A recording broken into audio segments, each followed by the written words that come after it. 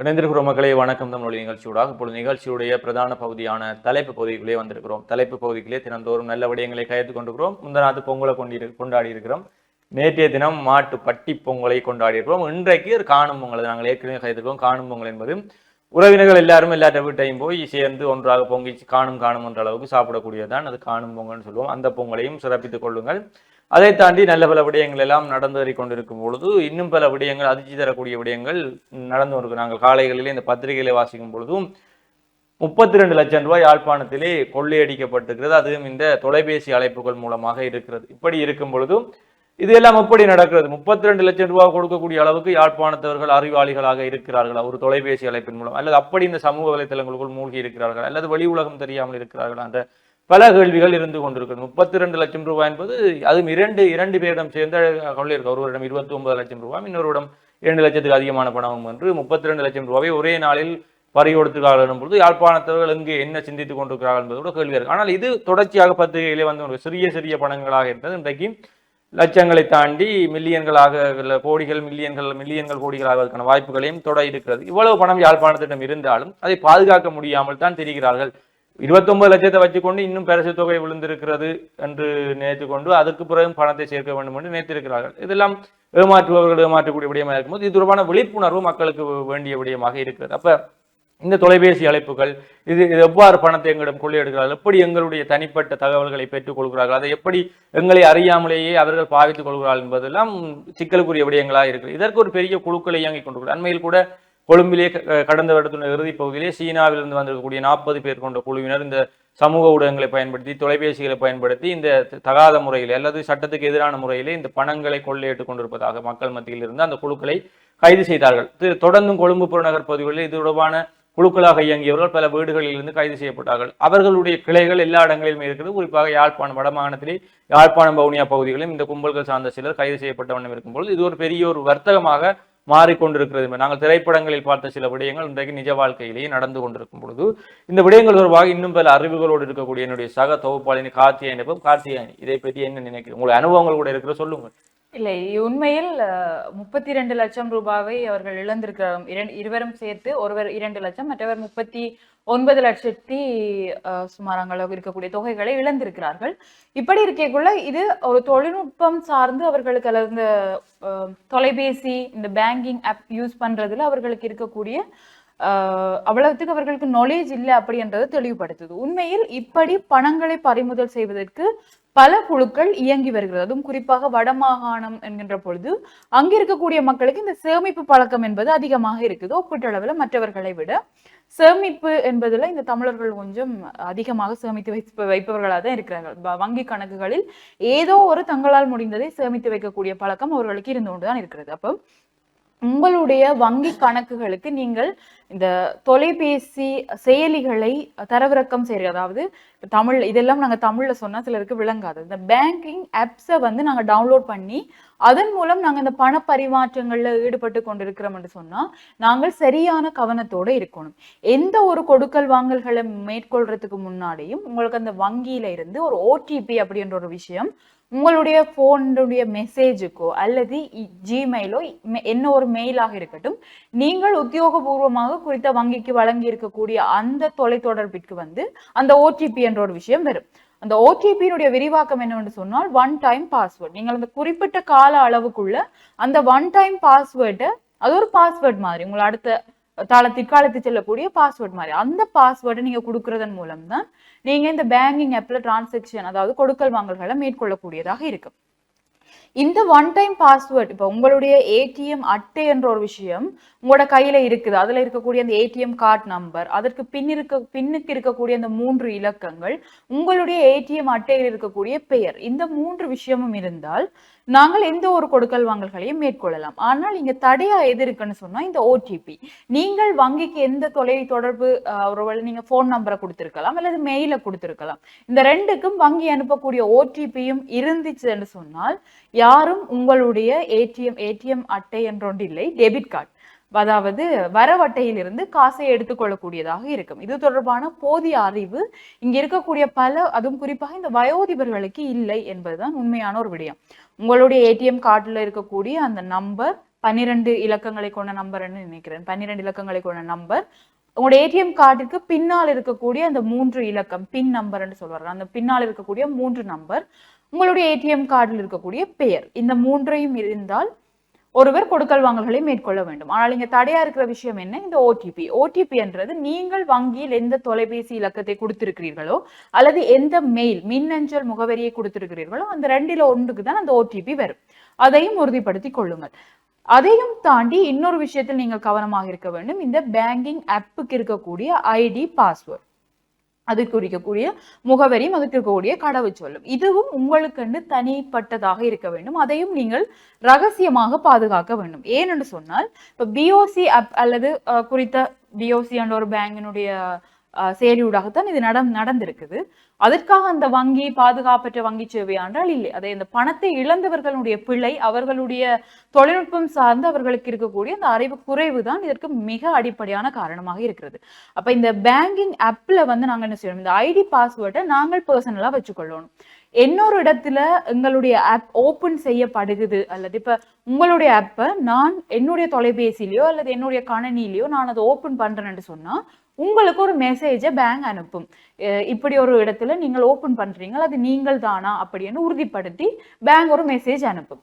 அப்ப இன்னொரு விஷயம், உங்களுக்கு ஆங்கில மொழியில பேங்க்ல இருந்து மெசேஜ் வருகுது அப்படின்னு சொன்னா அது உங்களுக்கு புரிந்து கொள்ள முடியலைன்னு சொன்னா அதையும் நீங்கள் வங்கியில் கதைத்து கொள்ளுங்கள். அதை விட நீங்கள் இந்த ஆப் இப்ப எங்களுக்கு நாங்க இப்ப பொதுவாகவே நான் பேங்க்ல இப்ப பார்க்கக்கூடிய ஒரு விஷயம், எந்த ஒரு பேங்குக்கு நாங்க போனாலுமே உங்கள்ட்ட ஆப் இருக்கா, உங்களோட போன்ல ஆப் இருக்கான்னு கேட்கிறார்கள். அவர்கள் கேட்கிறார்கள்ன்றதுக்காண்டி நீங்கள் ஆப்பை ஓபன் பண்ணாதீங்க, அதுல தொழில்நுட்ப அறிவு இல்லாத பட்சத்தில். அப்ப நீங்க முதல்ல என்ன செய்யணும்னு சொன்னா இந்த ஆப் பத்தின விளக்கத்தை அங்க வங்கியில இருக்கக்கூடிய ஒரு ஊழியர்கிட்ட கேட்டு தெரிஞ்சு கொள்ள வேண்டும்.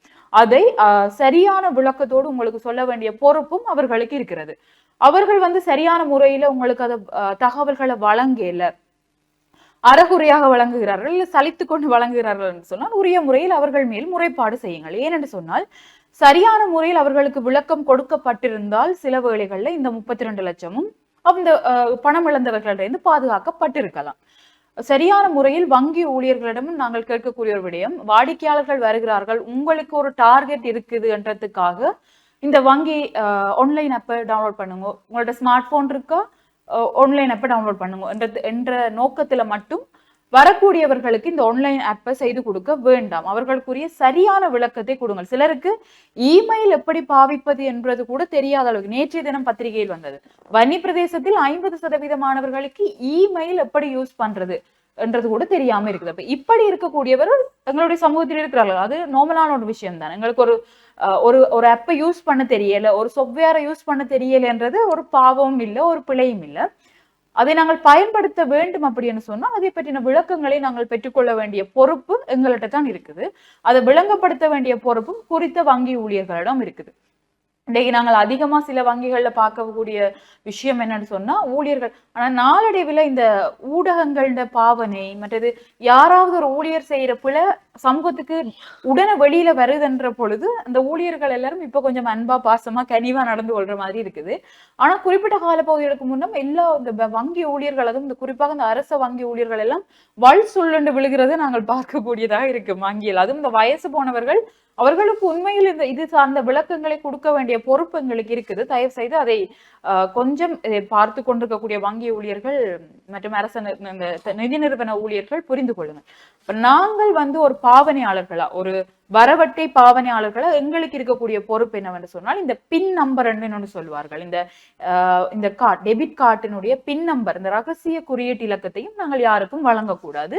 அதையும் தாண்டி உங்களுடைய வரவட்டையில் பணம் இருக்கும் பட்சத்துல அந்த வரவட்டையை பாதுகாப்பாக வைத்துக் கொள்ள வேண்டியதும் உங்களுடைய பொறுப்பாகத்தான் இருக்கிறது.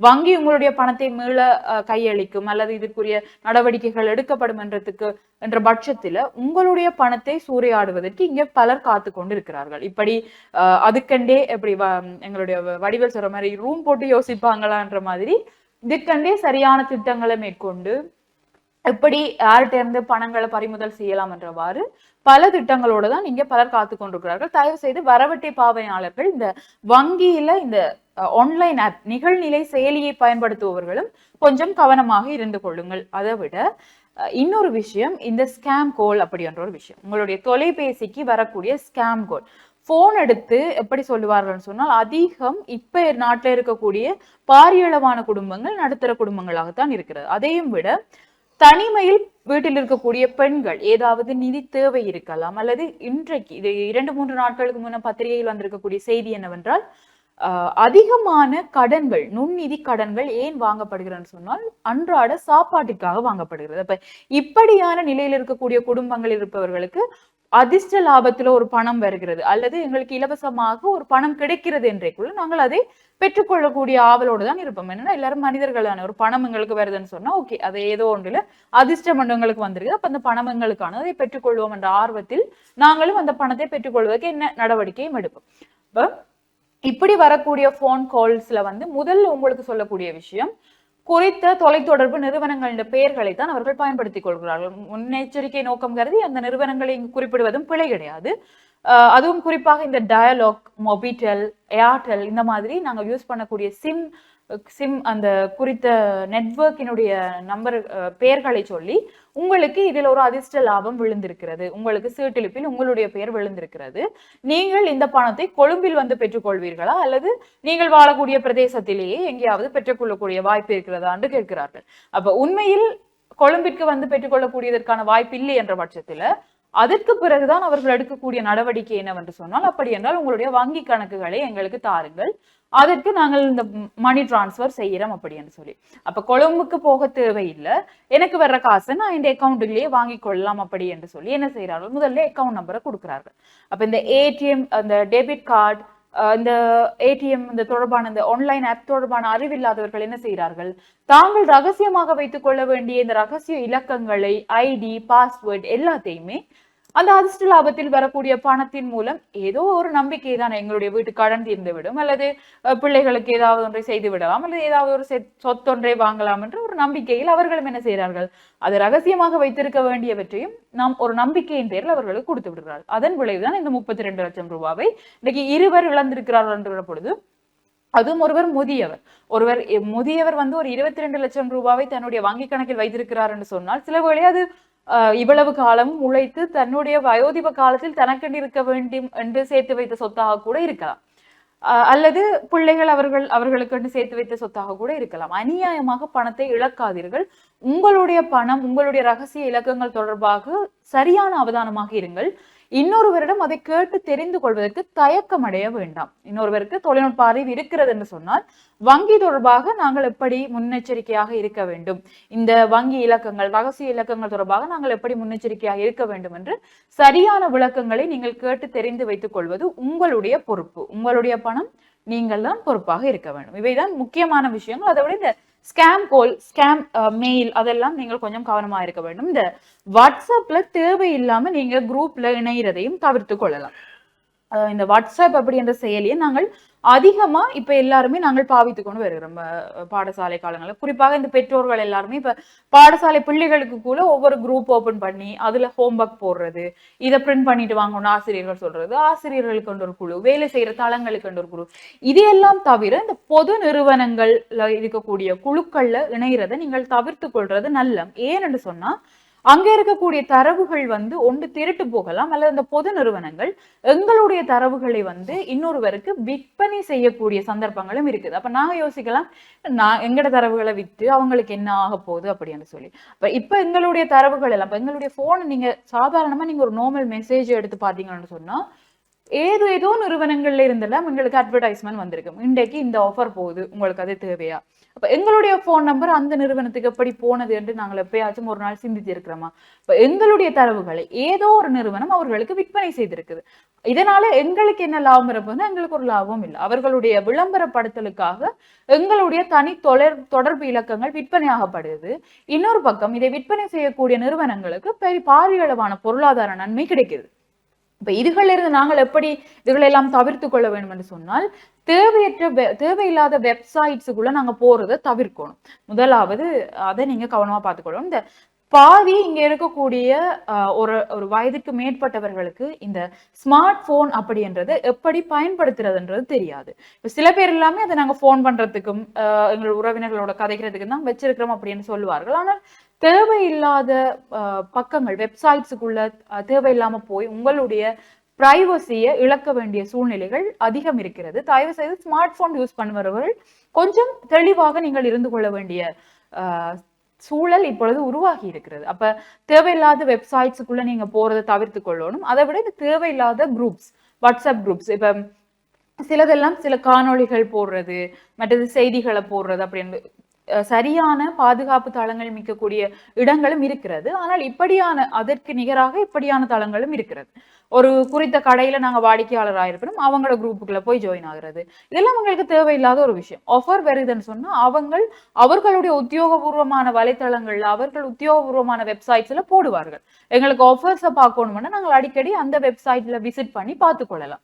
அந்த தேவையில்லாத வாட்ஸ்அப் குரூப்ல எல்லாம் ஜாயின் பண்றதை தவிர்த்து கொள்ளுங்கள். அதை விட ஏதாவது ஒரு லிங்க் ஒன்று வந்து இதுல உங்களுக்கு ஒரு பரிசு தொகை இருக்கிறது, நீங்கள் இதை செலக்ட் பண்ணினால், குறிப்பாக இந்த கிறிஸ்துமஸ், நியூ இயர், தீபாவளி இந்த பண்டிகை காலங்கள்ல இந்த லிங்க் அதிகம் பரவப்படுவதை பார்க்கலாம். அதுவும் எப்படியான பரிசுகள் தருவார்கள் என்று சொன்னால், இந்த ஐபோன் தாரம், ஸ்மார்ட் போன் தாரம், இந்த லிங்கை கிளிக் செய்து குறித்த பரிசு தொகையை தெரிவு செய்வதன் மூலம் நீங்களும் வெல்லலாம், அதிர்ஷ்டசாலிகள் இப்படி என்று சொல்லி எங்களை எல்லாம் உசுப்பேத்தி அந்த ஸ்மார்ட் போனை வாங்கணும் அப்படின்ற ஒரு ஆசையை தூண்டி அந்த லிங்கை கிளிக் பண்ண செய்வார்கள். அண்மையில் ஒரு காணொளி பார்த்திருந்தோம். நாங்க தேவையில்லாத ஒரு லிங்கை கிளிக் பண்ணி அந்த வெப்சைட்டுக்கு விசிட் பண்றதன் மூலமே குறித்த ஹேக்கர்ஸால வந்து எங்களோட டீட்டெயில்ஸ் எல்லாம் பார்க்கக்கூடிய மாதிரி இருக்கும். அப்ப ஸ்மார்ட் போன் யூசர்ஸ் சரியான கவனமாக நாங்கள் இருக்கணும். இந்த தேவையில்லாத வெப்சைட்ஸுக்குள்ள போறதுகளை தவிர்த்து கொள்ளுங்கள். அதை விட இந்த குழந்தைகள்கிட்ட இருந்தும் இந்த ஸ்மார்ட் போனை கொஞ்சம் பாதுகாப்பாக வைத்துக் கொள்றது நல்ல. படிப்பு தேவைக்காகவும் அல்லது வேறு ஏதாவது அறிவு சார்ந்த தேவைக்காகவும் அவர்களுக்கு பயன்படுத்த கொடுப்பது வேறு. நீங்கள் அதுவும் இந்த குறிப்பாக இந்த பெற்றோர்கள் வந்து தெரியாது, நாங்களும் இன் ஃபியூச்சர் அப்படி இருக்கலாமோ தெரியாது. ஆனால் இந்த பிள்ளைகளை பிராக்காட்டுறதுக்கு போனை கொடுக்கறது வந்து இருக்கிறதுலேயே நீங்கள் செய்யக்கூடிய ஒரு பெரிய பிழை. அது பிள்ளைகளும் தெரியாம தேவையில்லாத வெப்சைட்ஸுக்குள்ள போகலாம், அல்லது அதன் மூலம் உங்களுடைய பிரைவசிஸ் இன்னொரு ஆளுக்கு விற்பனை ஆகலாம். இப்ப எல்லாத்துலயும் இருந்தும் பாதுகாத்து கொள்ள வேண்டியது எங்களுடைய பொறுப்பு தான். அதை விட தொலைபேசியை சரியான பாதுகாப்பாக வைத்துக் கொள்ளுங்கள். பாதுகாப்பான கடவு இலக்கங்களை போட்டுக் கொள்ளுங்கள். மற்றது இப்ப போன்ல நிறைய வசதிகள் எல்லாம் வந்துட்டு எங்களுடைய ஃபேஸ் லாக் போடலாம், ஃபிங்கர் பிரிண்ட் லாக் போடலாம். அப்ப இதுகள் எல்லாத்தையும் கவனமாக வைத்துக் கொள்ளுங்கள். இந்த வங்கி செயலிகளுக்கும் கூட ஃபிங்கர் பிரிண்ட், ஃபேஸ் லாக் போடக்கூடிய வசதிகள் எல்லாம் வந்துட்டுது. அப்ப இனி வாடிக்கையாளர்கள் நாங்களும் கொஞ்சம் பொறுப்பாக இருக்க வேணும். குறித்த நிறுவனங்களே இப்ப சொல்லிட்டு இருக்க முடியாது. இப்ப இன்றைக்கு வந்திருக்கக்கூடிய செய்தியில் இலங்கை வங்கியின் செயலி பயன்படுத்தப்பட்டிருக்குன்னா இதுல இலங்கை வங்கியின் பிழை எதுவுமே கிடையாது. அவர்கள் அந்த ஆப் செய்யக்கூடிய எல்லா விஷயங்களும் சொல்லி இருக்கலாம், சில வேளைகள்ல சொல்லாமலும் விட்டிருக்கலாம், அது தெரியவில்லை. ஆனால் குறித்த வாடிக்கையாளர்கள் நாங்கள் தான் பொறுப்பாக இருக்க வேண்டும். நாங்கள் நேரத்தை மிச்சப்படுத்துறதுக்காகவும் இப்ப சாதாரணமா எங்களுடைய இந்த புத்தகம் பேங்க் புக்கை கொண்டு போய் காசு எடுக்கிறத விட இந்த ஆப்ல மாத்துறது சுகம். அப்ப எங்களுடைய வேலை மினக்கிறது குறைக்கப்படுது, எங்களுடைய நேரமும் சேமிக்கப்படுதுன்னு சொன்னால் அங்கே ஏதோ ஒரு ஆபத்து இருக்குதுன்னு அர்த்தம். அதை பற்றின தெளிவும் புரிதலும் எங்களுக்கு இருக்கணும். இனி கொஞ்சம் வாடிக்கையாளர்கள் அது பற்றின தெளிவோடு இருப்பீர்கள் என்று நம்புறோம். இதுதான் ஹரிகரன் என்னுடைய விளக்கமாக இருக்கிறது. நேயர்களுக்கு கொடுத்தாச்சு. நிச்சயமா நல்ல ஒரு விளக்கத்தை கொடுத்தோம். இப்ப எல்லாருக்குமே உங்களுக்கு விளங்கி இருக்கு இந்த விடயங்கள். தயவு செய்து அந்த விடயங்களை பின்பற்றிக் கொள்ளுங்க. குறிப்பாக இந்த வயோதிபர்கள் தனியாக இருக்கக்கூடியவர்கள் தான் இவர்கள் அவர்களுடைய நோக்கமாக தான் இருக்கிறது. அதை தவிர இந்த வயோதிபர்களுக்கு இந்த ஏடிஎம் கார்டு எல்லாம் பாய்க்க தெரியாடி நீங்கள் வேறு ஆட்டுக்கள்கிட்ட கொடுத்து தான் செய்கிறது. அந்த விடயங்களும் கொஞ்சம் கவனமாக இருந்து கொடுங்க. கண்டாகிட்ட கொடுக்காம இந்த பேங்குகளில் செக்யூரிட்டி இருப்பாங்க, அவர்கள்ட்ட அதுவும் நம்புமோ தெரிய முடியவில்லை, ஆனால் அவர்கள்ட்ட கொடுத்து ஓரளவு பாதிப்பாக இருக்கும். மற்றது அவ கூறியது போல இந்த தெரியாத விடயங்களுக்குள்ள கால்கையில நீட்டாதீங்க. தொலைபேசி ஸ்மார்ட் போன் இருக்குன்றதுக்காண்டி கண்டது இல்லாம தேங்க. உதாரணமா ஒரு பேசுகிற ஒரு போய் ஒரு உடுப்பு கடையின்ற ஒரு பேச்சில் ஒரு உடுப்பு ஒன்று தட்டி பார்க்குறோம்னா தொடர்ந்து எங்களுக்கு நோட்டிஃபிகேஷன் உடுப்பு சம்பந்தமே வந்துடும். அப்போ எப்படியோ எங்களுடைய விடயங்கள் பரவி கொண்டிருக்கிறது. அப்போ அதுலேருந்து நாங்களாம் எங்களை பாதுகாத்துக் கொள்ள வேண்டியதாக இருக்குது. அதை தாண்டி பணம் கொண்டு அலையாதீர்கள். 3 கோடி வைத்திருப்பவர்களுக்கு 3 லட்சம் ரூபாய் பணம் பரிசு அதிர்ஷ்டமாக விழுந்துட்டோன்னா அந்த 3 லட்சத்தை தேடி போய் 3 கோடி இழக்கிறார்கள்லாம் கேள்விப்பட்டிருக்கோம். அப்போ எல்லாருமே நாங்கள் சுயமாக சிந்திக்க வேண்டியதாக இருக்குது. அல்லது உங்களுக்கு விளக்கம் இல்லைன்னா வீட்டு இருக்கக்கூடியவிட்ட சொல்லுங்க. நீங்களே போன கட்சி நீங்களே பண பேசி அமர்த்தி கொண்டு போக நினைக்காம வீட்டு இருக்காக்கிட்ட சொல்லுங்க. இப்படி எனக்கு ஒரு கோல் வந்திருக்கு, இது உண்மையை போய் கொண்டு பிள்ளைய படிக்கக்கூடிய பிள்ளைகள் எல்லாட்டையும் சொல்லி ஒரு நல்ல ஒரு தெளிவான முறைக்கு வந்த பிறகு அந்த விடயங்களுக்கு சொல்லாமல் என்று கூறிக்கொண்டு நல்ல பல விடயங்களை உங்களோடு பயந்திருக்கக்கூடிய கார்த்தியாயனிக்கும் நன்றிகளை கூறிக்கொண்டு நாங்களும் உங்களிடமிருந்து விடைபெற்று செல்லப் போகிறோம். மற்றும் ஒரு நிகழ்ச்சியில் உங்களை சந்திக்கும் வரை உங்களிடமிருந்து விடைபெற்று செல்லும் நான் என்று உங்கள் அன்பின் கரிகரன் மற்றும் ஹார்த்தியானி ராஜேஷ் கண்ணா. நன்றி நன்றி நேயர்களே.